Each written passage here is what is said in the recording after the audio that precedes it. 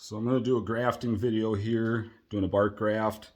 I got this Geneva 969 rootstock, and my scion wood's very small. I'm going to be doing this using a Sheffield multi-cutter tool. I got it off Amazon for about $17. Just uses a razor blade in there. Works pretty good. And when I separated the bark on the rootstock, you can kind of see that it initially did not separate very smoothly. You can see that I had to work underneath it. Another gentleman's video, he had to, or one thing he did is he'd sprinkle water on this part, and that would, he said, that helped make the bark separate easier. And he also said when he would graft out in the field that the bark would separate easier in the morning than in the afternoon. So just an idea for you. So I already made the cut here in for the bark graft. There's plenty of videos for that. So I'll just go through my method of cutting the scion wood and then inserting it here into the bark using a multi-cutter versus having to use a grafting knife, which I do have. So, and hopefully this helps some people. And one thing I do, so I made a fresh cut down here, and I don't use this tool to do it because I don't want to dull my razor blade, but I do replace that often. And when I put this in the multi-cutter, I put the side I want to keep, so that's this side here with the bud facing me so I can see where I'm cutting. And then I just put in the middle because if you try to center it to one side, it has a tendency to roll in the cutter from the pressure.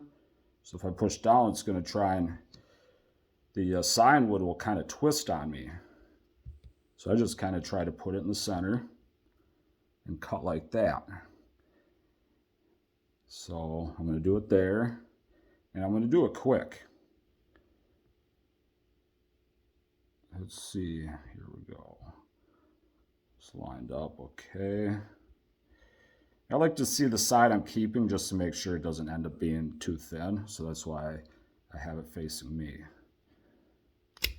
So there's a cut there, and then I'm just going to be very careful on this side. Again, the scion wood's going to want to twist when you're, so I don't put it straight up and down based off the cut here.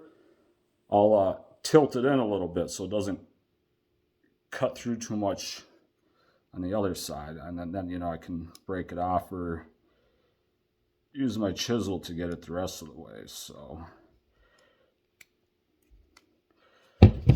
I mean, it's nice and loose, so I'll just use my chisel and just pop it off the rest of the way.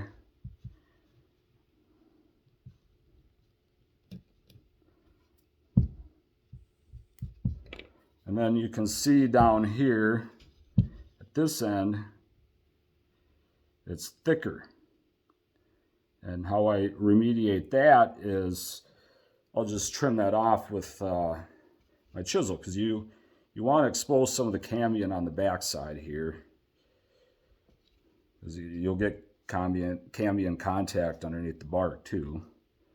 And then, you know, it helps insert it easier. So, and you know, it's pretty flexible now, so I can maybe rest it on a clean part of the scion wood, because my board here is dirty, so I don't want to get the freshly cut side of the scion dirty. And you know, maybe I could have trimmed this side down before I did the other cut. You know, that might have been something. So I'm gonna say that's pretty good here, and I'm going to insert it underneath here. You know, I kind of eyeballed it. I didn't hold it up there to see how far up to go. So, I mean, that'll fit under there pretty nice. I'm going to try and actually put it mostly under one side of that flap and set it in the middle. Just because then that part that faces away from the the rootstock is covered up there. So that'll be good there. And this is Geneva 969. They say it's more weakly rooted than, well, it's not as stable in the ground from what I read and understand. And for better anchorage, they'll graft it higher up. And from what I could understand, 12 inches up was better. So you just graft high and plant deeper. So eventually, I mean, this thing would be planted within a few inches up here, and that'd give the rootstock better anchorage in the ground. So, and I did use my grafting knife to do the cutting the rootstock. I don't really use the bark separator too much just because it's so thick. So I use the knife blade. You'll kind of hear it pop when you go into the rootstock. You kind of hear it crunch through, at least on this one because it's thicker. And then I just used the edge of the knife blade to lift up the flap. And that's worked pretty well for me. So I'll just go ahead and finish out the cut here. My other video, I talked about waking the rootstock up and through my method for determining when to plant it out and where to plant it. So check out that one. That's a whip and tongue. It says something like complete tutorial. And yeah, so that's, and I also talk about how I use parafilm in that video. I double it up so then it doesn't rip as easy when I'm wrapping it tight. So far I've been having good grafting success. So yeah, that's a bud here. And then I'll probably keep this one here. It might be a little harder wrapping around the top of the scion with that bud so close to it. I mean, the scion and the rootstock, but we'll see how it goes. If I need to, I can take it off, but it looks like it'll be fine here. So I'm not really showing the technique on wrapping it, but I'm just trying to get many layers because parafilm breaks down easy. Or quickly, I guess easy and quickly. So there's my bark graft there. And I wish I could show you some success ones here. Let me see if I have any up here. Oh, wrong pot. Let's see. Yeah, so they're definitely, I got buds coming out. So yeah, I mean, I'll trim this off up above the first bud here, and then I'll use a single layer of parafilm. This one's going to be too short to wrap the wood up here to keep it from drying out. I do a single layer over each bud, and then I usually try to wrap a double layer above each bud fairly tight so that the bud doesn't try to grow underneath the parafilm. But I do have some grafts I did over here that have taken and are ready to be planted out in the field. So this one here, you can, let's see, where's my finger? You can see that's starting to swell out. That one is too. That bud's already popped. I should get that one out right away so it gets sun. So these bark grafts are working well. There's another one. And so I mean, I'll have to look at the other ones, but yeah, most of the ones I've shown you look like they're taking.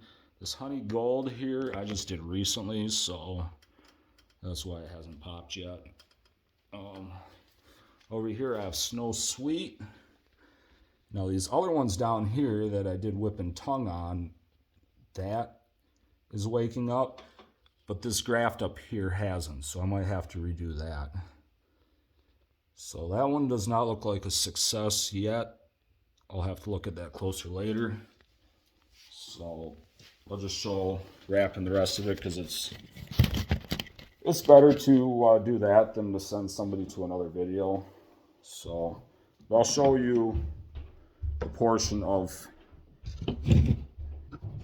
separating the bark on the scion wood. Of course, you're doing this when you know the scion wood's too short to do other graft methods. So you might hear that kind of crunch through.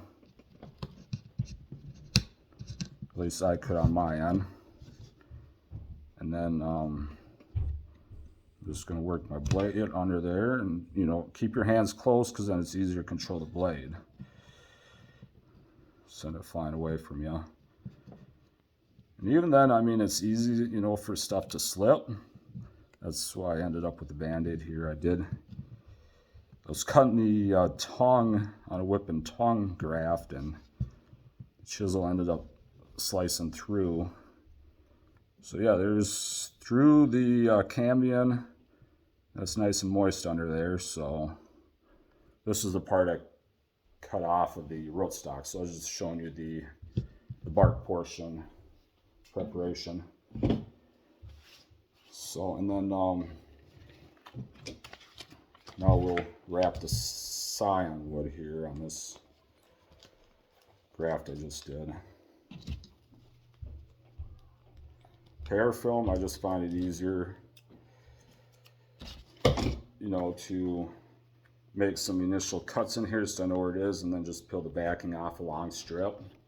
Otherwise, then I'm spending time, you know, trying to peel paper off the whole time. So, I just use one section here all the way across when I wrap the graft portion and fold it in half. I made sure the seller on this was Amazon.com. Just, you know, at least from what I could tell, it seemed like there's a decent amount of fake stuff on there. I want to make sure I got something legitimate. I don't remember what it was. You know, this is like 125 foot roll, and it might have been like $15. So, you know, if I'm using,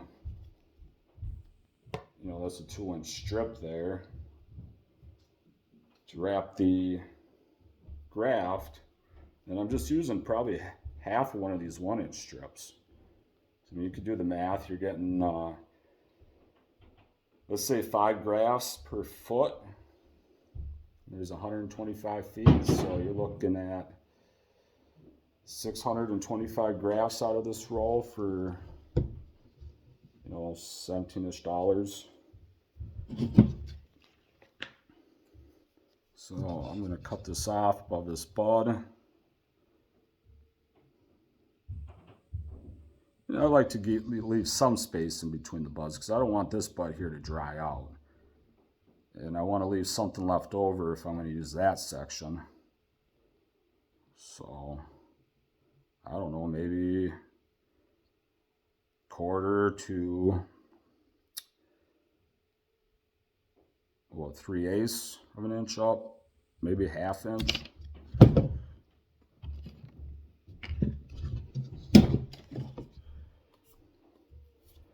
I guess, you know, while I'm doing this, I can talk about waking the rootstock up. So I kept the scion wood dormant in the fridge in peat moss, because that's, they say that's antimicrobial, so I didn't have any problems with mold on it. Try to keep it from freezing. I did have to adjust the fridge temperature a couple of times because some of it did actually freeze. I've had it where when it did freeze, or actually, I mean, none of it actually looked like it turned out bad. There's some rootstock I got from one place when I was cutting the whip and tongue on it. The wood underneath was green instead of, I mean, this is an old cut here, you know, that's a nice brownish color.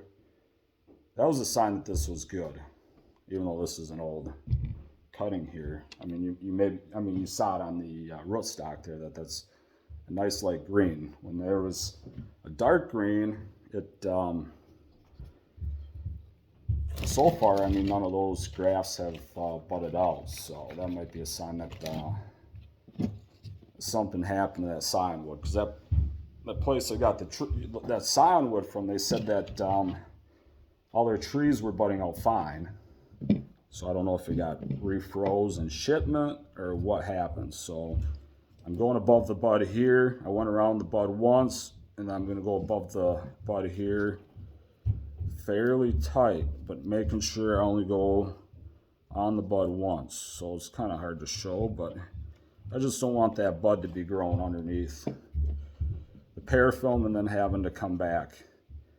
And then so when I go over this top bud here, to keep it a single layer, I stay below it here, and then when I come around the back side is when I really move forward. And I try to make sure it's pretty thin, stretch pretty thin when I go over it. So you can see I really got an angle coming up this. And then I'll just really pull on it here to make sure I don't go over it again. Sometimes you can just, you know, just guide it. So and then I just wrap the end here a number of times because again that's above a bud, but you know, you don't want this stuff drying out because it's not connected to the roots yet. So all right, there is a bark graft on this Geneva 969. I don't remember what diameter it was, but I mean, I gotta say it was probably at least ½ inch or so. All right, take care.